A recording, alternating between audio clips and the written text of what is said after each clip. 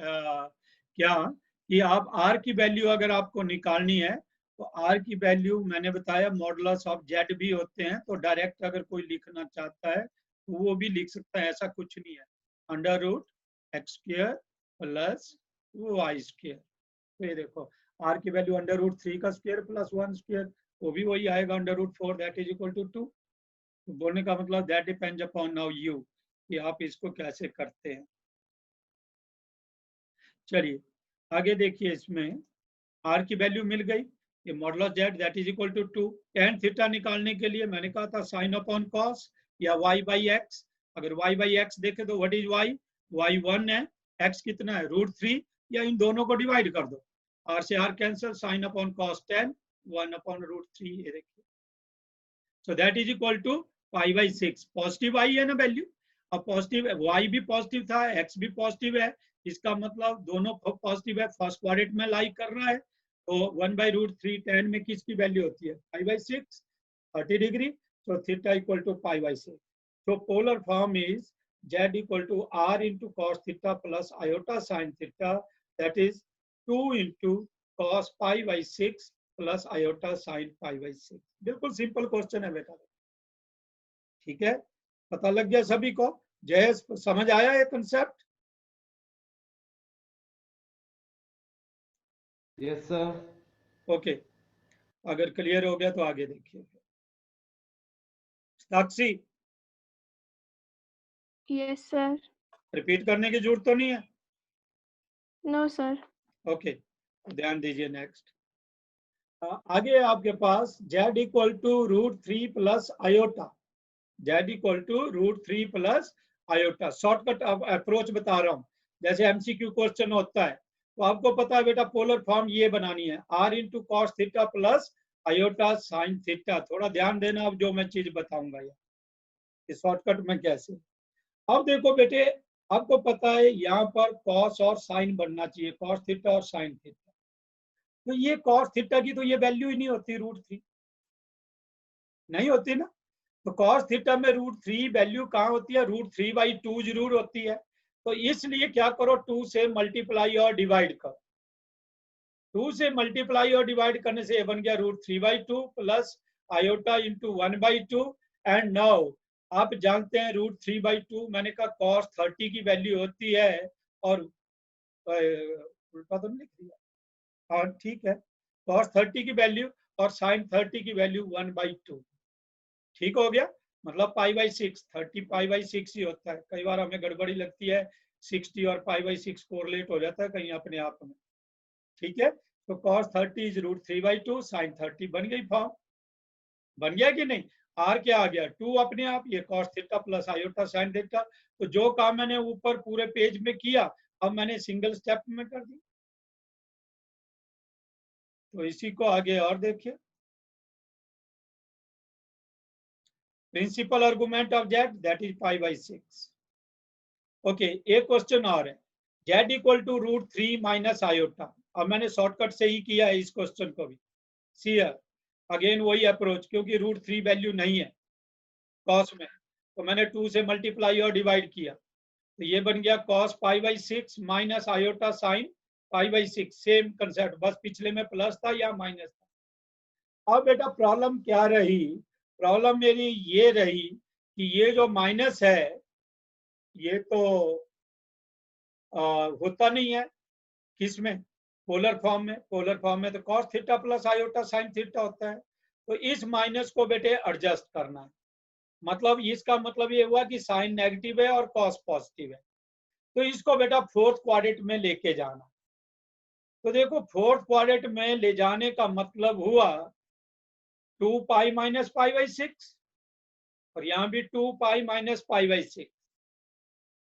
Clear हो गया, या तो यहां से ले जाते तो ये बन गया 2 into cos 11 pi by 6 plus iota sine 11, देखो sine 360 minus theta minus sine theta होता है। अब प्रॉब्लम क्या हुई, जब मैं ऐसे ले गया तो वैल्यू तो मिल गई, पोलर फॉर्म तो बन गई, no doubt r cos theta plus iota sine theta, but this theta is not a principal argument, क्योंकि ये फोर्थ क्वाड्रेंट में गया और पॉजिटिव एंगल गया, तो यहाँ पॉजिटिव एंगल नहीं जाना चाहिए था, नेगेटिव ही होना चाहिए था। तो बेटा देयर आर टू अप्रोच। एक अप्रोच तो यहीं से आपको काम चेंज कर देना चाहिए था। क्या? एक वे तो जो मैंने ये किया ये वाला है। दूसरा, या तो यहीं पर आपको जब बेटा पता लग रहा था कि ये फोर्थ क्वाड्रेंट में है, तो इसको ऐसे भी तो लिखा जा सकता था 2 into cos minus pi by 6, सीधा एंगल ले जाना था अंदर, negative sine. Cos minus theta is cos theta and plus iota sine minus pi by 6। बोलो, अगर ये लिख दिया होता तो मेरे लिए इजी होता। यहाँ पर थीटा नेचुरली अब आ गया वो नेगेटिव, ठीक है ना, माइनस पाई और पाई के बीच में आ गया, तो ये माइनस पाई बाई 6 इसका प्रिंसिपल आर्गुमेंट बन गया। बट चलिए कोई बात नहीं, अगर हमने नहीं किया, हम ऐसे चले गए, तो अब आगे फिर हमारा काम हो जाता। कैसे होता है उसको भी आपको क्लियर कर देता हूं। ये देखिए, अब argument of z, principal argument of z theta, but when theta lies between a theta zero ही दिख रहा है, theta actually minus pi to pi, sometime में स्कैन ले लेता है। तो अब बेटा जब माइनस पाई टू पाई में लेके जाएंगे, तो आप लोगों ने थीटा की वैल्यू यहां तो मिली है 11 पाई बाई 6। देखो मैंने इस कंसेप्ट को ये आपको फिगर से बताने की कोशिश की। ये एंगल है आपका थीटा, यहां से लेके यहां तक। अब मेरे को ये एंगल नहीं चाहिए, मेरे को ये वाला एंगल चाहिए, नीचे वाला। तो ये एंगल क्या होगा? 2 पाई माइनस थीटा। बोलो समझ रहे हैं कि नहीं? ऊपर वाला एंगल अगर यहां तक थीटा है, तो नीचे वाला एंगल कितना होगा? टोटल 2 पाई होता है, तो 2 पाई माइनस थीटा। माइनस क्यों लगाया मैंने? एंटी क्लॉकवाइज है, कौन सी डायरेक्शन? क्लॉकवाइज है, तो इसलिए मैंने इसको नेगेटिव लगा दिया बाहर। मैग्नीट्यूड में तो 2 पाई माइनस थीटा है, लेकिन क्लॉकवाइज होने से इसको बाहर माइनस लगा दो। तो इट मीन जब कभी बेटे आपके पास सिंपल थीटा हो, आर्गुमेंट ऑफ जेड हो, और वो वैल्यू प्रिंसिपल वैल्यू नहीं है, तो प्रिंसिपल वैल्यू के लिए आप ये फार्मूला लगा दो, माइनस और ब्रैकेट में 2 पाई माइनस थीटा। ठीक हो गया? तो ये बन गया, देखो, minus of 2 pi minus 11 pi by 6।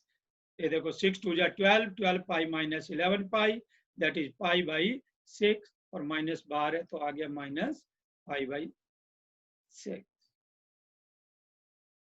ये देखिए, ठीक हो गया? लग गया पता? कंसेप्ट समझ आ गया? चलिए आगे चलिए, एक और क्वेश्चन आप लोगों के लिए लिया है, मेरे में भी लास्ट ही क्वेश्चन है ये। Convert it in polar form, ये भी मेरे ख्याल आपकी बुक का ही क्वेश्चन है। Convert this in polar form. Z equal to iota minus 1 upon cos pi by 3 plus iota sine pi by 3।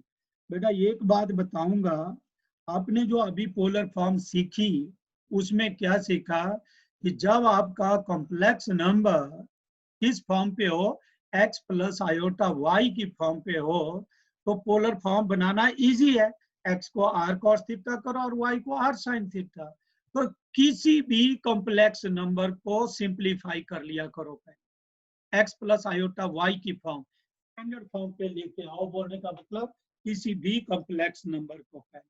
तो जब आप इसको स्टैंडर्ड फॉर्म पे लाएंगे, तो देखिए उसके लिए क्या किया मैंने, cos पाई बाई 3 की value cos 60 degree, that is 1/2, sine 60 root 3/2, ऊपर आयोटा माइनस 1 है। अब 2 एलसीएम आ जाएगा, वो मैंने न्यूमरेटर में लिख दिया, आयोटा माइनस 1, और नीचे बच गया 1 प्लस आयोटा रूट 3। अब आपको पता है पहली एक्सरसाइज में आप लोगों ने ऐसे क्वेश्चन किए, डिवीजन ऑफ कॉम्प्लेक्स नंबर। आप क्या करते थे? रैशनलाइज ऐसे करते हैं, कंजुगेट के साथ मल्टीप्लाई करते हैं, ठीक है? तो 1 प्लस आयोटा 3 को आप 1 माइनस आयोटा 3 से मल्टीप्लाई करेंगे, क्योंकि किसी भी कॉम्प्लेक्स नंबर को जब कंजुगेट से मल्टीप्लाई करते तो रियल नंबर बन जाता है। अभी कौन बता रहा था अगर ये सिचुएशन? तो हरमनदीप बता रहा था स्टार्टिंग में जब मैं उससे पूछ रहा था। लेकिन ये क्या है कि जब 2 कॉम्प्लेक्स नंबर, एक जेड और उसका कंजुगेट मल्टीप्लाई किया जाए, तो आपका रियल नंबर बन जाता है। तो इसलिए ये रैशनलाइजेशन ही होती है, वहां पर हम रैशनल नंबर बनाते हैं, यहाँ रियल नंबर बनाते हैं। अंडर रूट में, मतलब अगर आपको 9th क्लास में जो पढ़ा। तो ये देखिए मल्टीप्लाई और डिवाइड किया, 2 इंटू आयोटा से 1 को किया आयोटा, आयोटा से इसको किया minus iota square root 3, minus 1 से 1 को किया -1, minus minus plus root 3 iota, whole divided by a plus b into a minus b, a square minus b square, that is 1 plus 3, so you will get 4.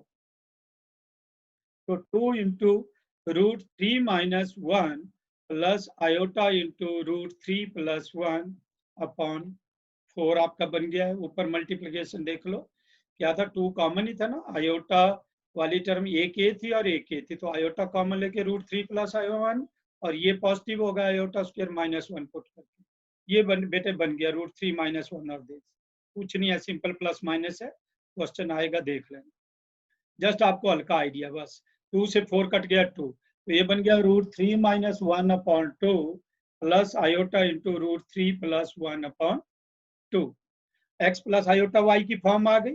अब आप आराम से इसको r cos theta और r sine theta put कर सकते हैं। ये देखो मैंने फर्स्ट को आर कॉस थीटा और सेकंड वाले को आर साइन थीटा पुट कर लिया। अब देखो इजी टर्म नहीं है, अब मैं शॉर्टकट अप्रोच नहीं लगा पाऊंगा जैसे मैंने अभी वो एक क्वेश्चन के लिए बताई, तो यहाँ पर तो आपको detail approach squaring and adding करो। ये देखो आर स्क्वायर इक्वल टू इसका स्क्वायर प्लस इसका स्क्वायर, ये आप सिंप्लीफाई कर लेंगे, a minus b square, a square plus b square minus 2ab, same a पे a square plus b square plus 2ab upon 4, that is equal to 8 upon 4। ठीक हो गया, ये समझ आ गया, minus 2 root 3 plus 2 root 3 cancel, 4 by 4 8 और 8 upon 4 that is 2। तो आर की वैल्यू मेरे को बेटा मिल गई root 2, r square equal to 2 means r equal to root 2। थोड़ा सा स्कैन लाइटर है तो प्लीज दिख जाएगा, वैसे ऐसा कुछ नहीं है बट हल्का लाइटर दिख रहा है कंपैरिजन में।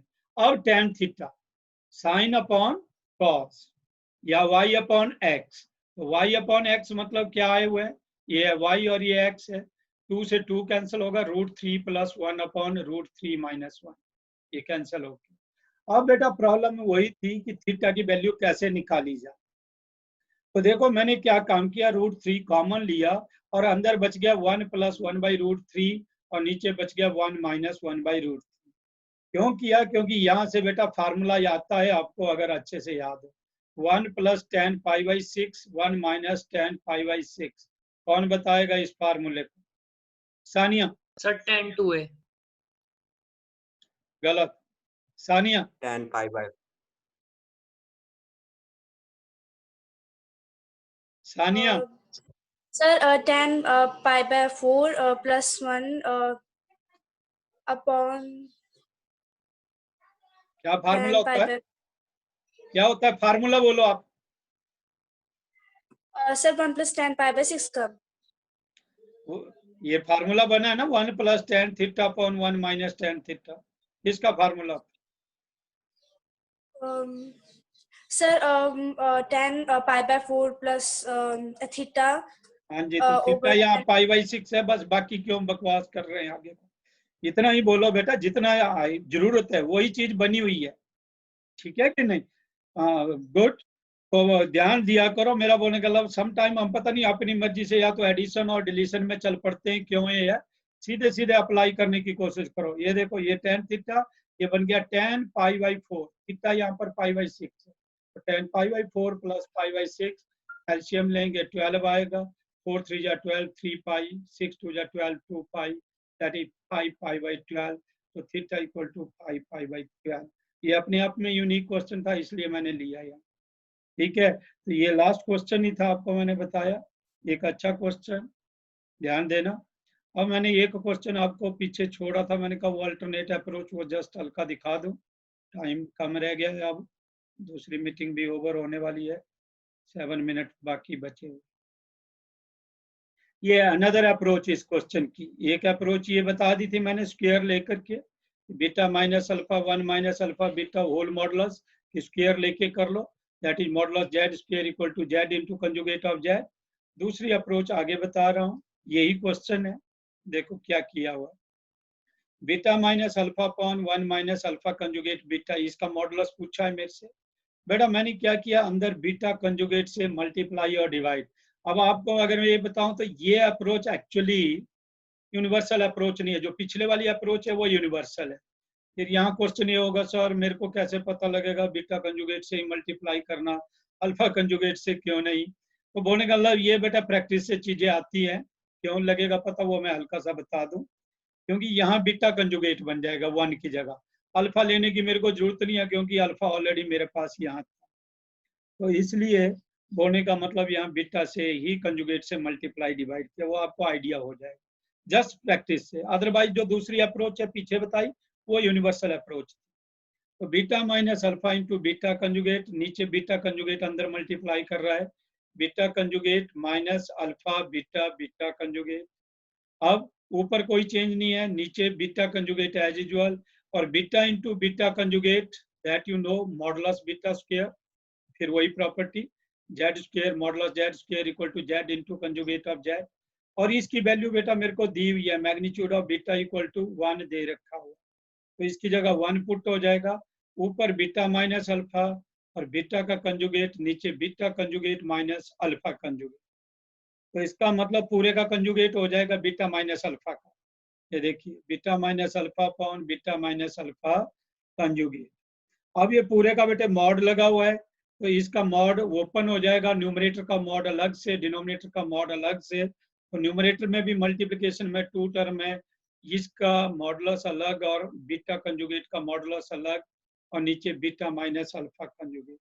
अब जिन्होंने अब पढ़ा नहीं है पिछली बार उनके लिए, मेरे लिए मतलब जिन्होंने वो वीडियो नहीं देखा है, तो मैं कैसे बताऊं उनको, जेड का मॉडुलस करो या कंजुगेट ऑफ जेड का मॉडुलस करो, प्रॉपर्टी जब मॉडुलस की दी है दोनों सेम होते हैं। क्योंकि जेड आपका होता है एक्स प्लस आयोटा वाई, तो इसका मॉडुलस होता है x square plus y square, real part square plus imaginary. और कंजुगेट जेड जो होता है वो एक्स माइनस आयोटा वाई होता है बेटा। इसलिए जब इसका भी मॉडुलस किया जाता है तो under the root real square x का स्क्वायर प्लस माइनस वाई का स्क्वायर, तो अल्टीमेटली आएगा तो वाई स्क्वायर ही, इसलिए ये दोनों टर्म माइनस का स्क्वायर प्लस हो जाएगा, इसलिए ये दोनों इक्वल होते हैं।